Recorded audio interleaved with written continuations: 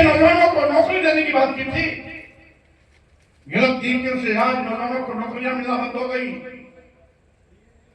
करोड़ों नौजवान आज बेरोजगार हो गए। बड़ी बड़ी डिग्रियां लेकर के सड़क पर ठोकरे खा रहे हैं, उनके सामने रोटी खिला ले।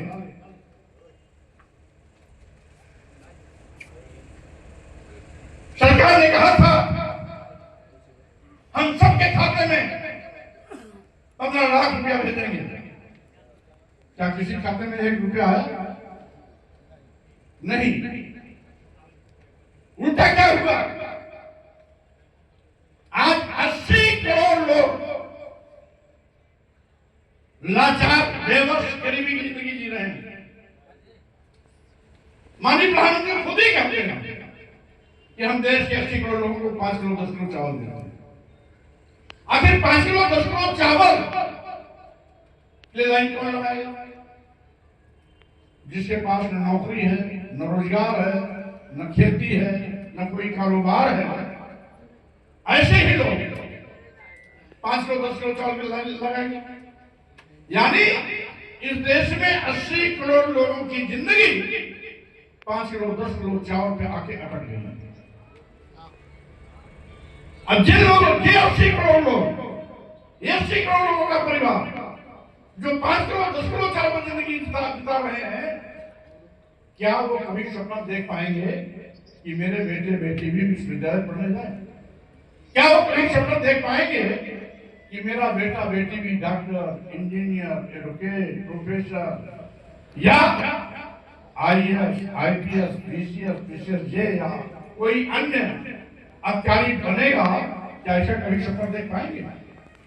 स्वाभाविक रूप से जहां करोड़ों बेरोजगार नौजवानों की एक और फौज है, वहीं पर 80 करोड़ ऐसे भी गरीब लाचार बेबस जीने वाले लोग हैं जो 5 किलो 10 किलो चावल पर जिंदगी बिता रहे हैं। महंगाई का मतलब यह है आम लोगों का जीना दूभर हो गया है। साथ में मैं कहना चाहता हूं, इन्होंने वादा खिलाफी किया था, वादा किया था सरकार में आएंगे किसानों को लाभकारी मूल्य देंगे। आज तक लाभकारी मूल्य नहीं मिला। पिछले 4 साल से दिल्ली समूह बॉर्डर पर किसान धरना दे रहे हैं, एक ही मांग।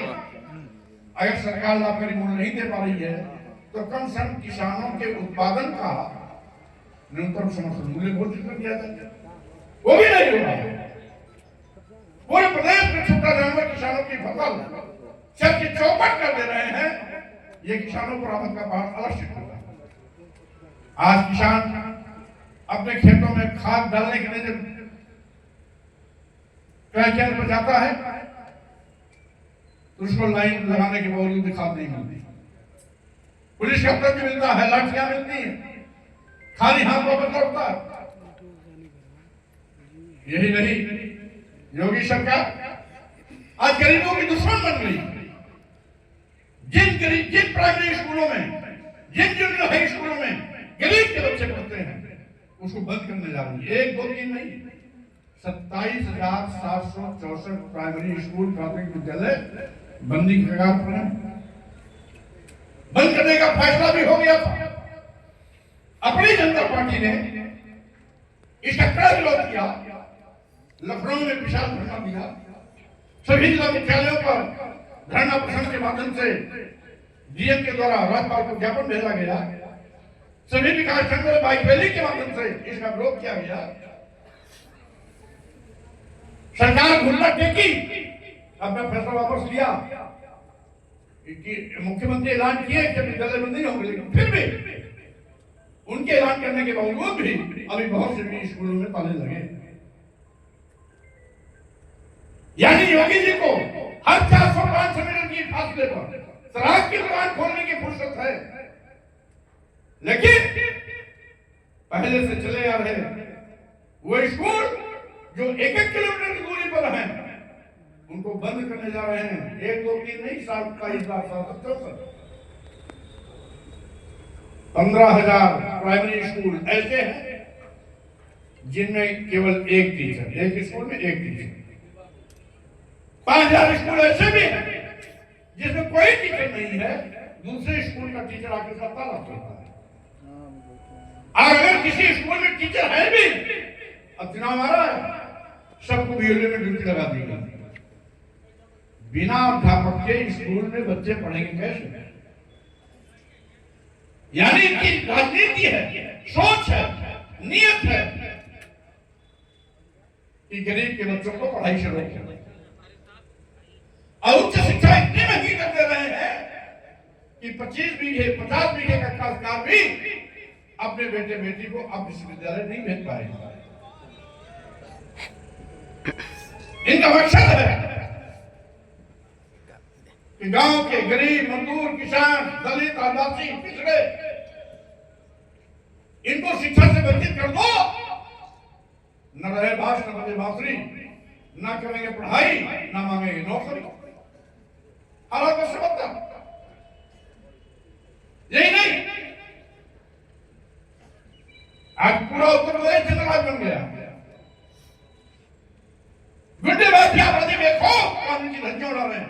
आए गए दिन पूरे प्रदेश में कहीं किसी दलित की हत्या हो रही है, कहीं कोई आदिवासी मारा जा रहा है, कहीं एक पिछड़े बच्चे नौजवान की हत्या हो रही है, कहीं बहन बेटियां को बलात्कार का शिकार बनाया जा रहा है। सरकार ऐसे अपराधियों के खिलाफ कड़ी कार्रवाई करने के बजाय उनको बचाने का पाप कर रही है। यही नहीं, जब से भाजपा सरकार बनी, मैं अपने साथियों से कहना चाहता हूं, चुनाव के समय यही भाजपा नाक रगड़ती है। एक दलित के दरवाजे जाकर के, आदिवासी के दरवाजे जाकर के, पिछड़े के दरवाजे जाकर के हिंदू की दुहाई देती है, हिंदू के नाम तोड़ देती है। सत्ता में आने बात क्या करती है? अनुसूचित जात का आरक्षण शून्य, अनुसूचित जात का आरक्षण शून्य, पिछड़े वर्ग का आरक्षण शून्य।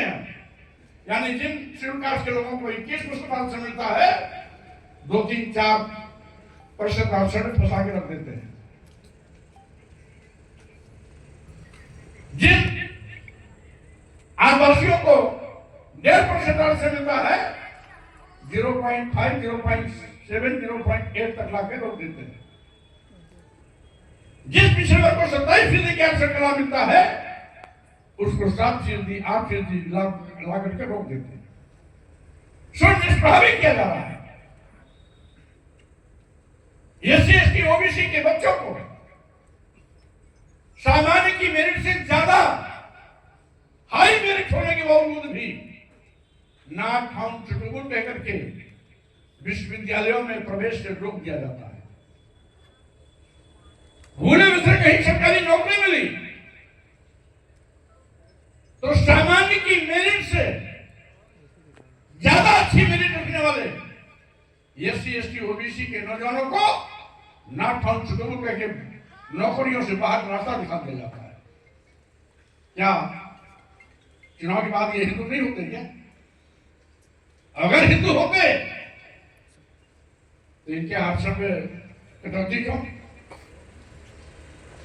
मेरिट पे आने के बावजूद भी नॉट फाउंड सुटेबल क्यों? इसका मतलब है ये दलितों आदिवासियों पिछड़ों के साथ सत्ता व्यवहार कर रहे हैं। साथियों में कहना चाहता हूं, एक और जहां जात के नाम पर दलित आदिवासी पिछड़ों के साथ भेदभाव हो रहा है, महिलाओं के साथ अन्याय हो रहा है, वहीं पर भारतीय जनता पार्टी धर्म की दुहाई लेकर समाज को बांट रही है, देश को बांट रही है, हिंदू मुस्लिम भाईचारा को काट-काट कर रही है। और आपने ये भी देखा होगा, जैसे दलितों का हक मारा जा रहा है, आदिवासियों का हक मारा जा रहा है, पिछड़ों का हक मारा जा रहा है, वैसे ही भेदभाव मुस्लिम समाज के भी साथ हो रहा है।